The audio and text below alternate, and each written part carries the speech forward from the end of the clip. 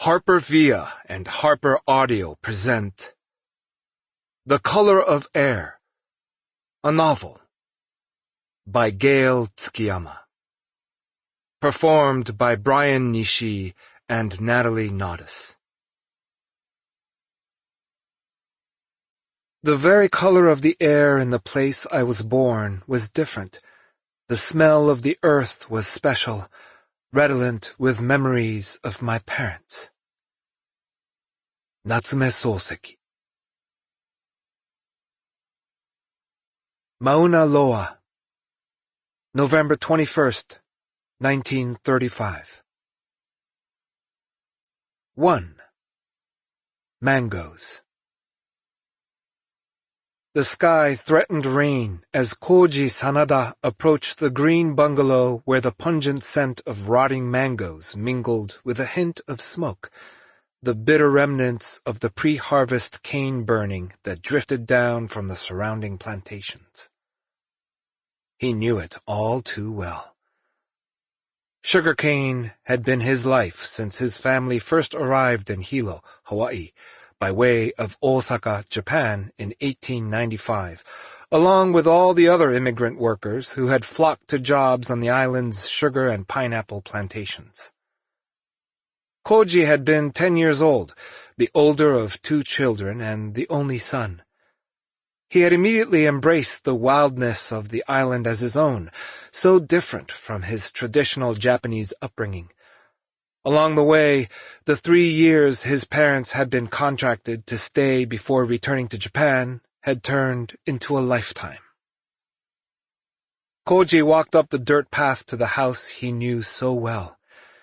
It was here on the Big Island, near the growing community of Hilo, that he found a new home at the Puli plantation, along with years of back-breaking work, toiling under the hot sun, the wind and rain, the tremors and quakes, and it was here on this island of 5 volcanoes that he'd also found Mariko Abe.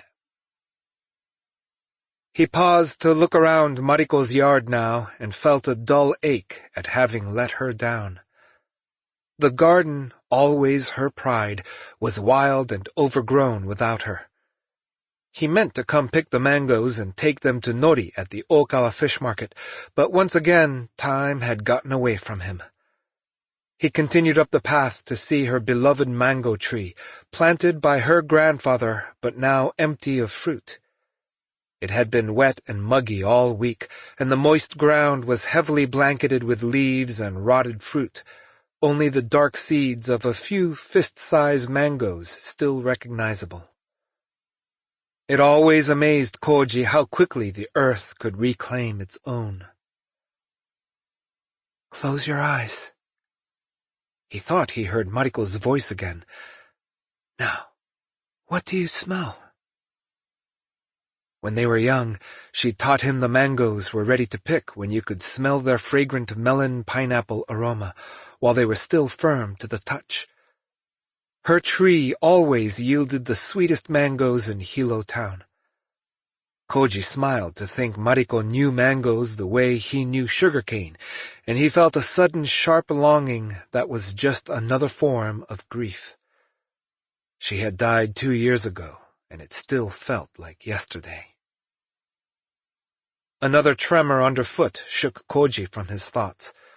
The island had been restless with waves of slight tremors for the past 2 months, and he worried that they foreshadowed something bigger and stronger. So far, nothing had come of them, but the island's history said otherwise. "It's just the island hiccuping," his mother used to say, to coax the fear out of his younger sister. Koji hoped it was nothing more now that Mariko's son Daniel was finally coming home from the mainland after more than 10 years of study. The last time Koji had seen him was during his mother's final months. Since her death, time had played tricks on him, moving both too fast and too slow without her. He couldn't help but feel as if part of Mariko was returning to him with her son, reawakening long-buried memories. Koji walked to the woodshed where Mariko kept her garden. Sample complete. Ready to continue?